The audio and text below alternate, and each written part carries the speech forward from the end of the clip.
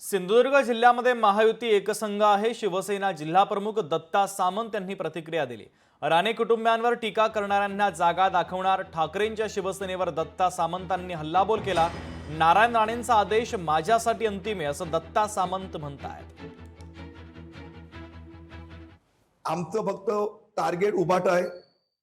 या जिल्ह्यामधून उबाटाला मी असं म्हणणार नाही की उबाटा, पण उबाटाचे जे लीडर आहेत आणि आजपर्यंत राण्यांवरती खोटे आरोप करून खोटं बोलून आपली पोळी भाजण्याचं ज्यांनी काम केलेलं होतं, ह्या उबाटाच्या नेत्यांना या ठिकाणातून आम्ही हद्दपार केल्याशिवाय राहणार नाही।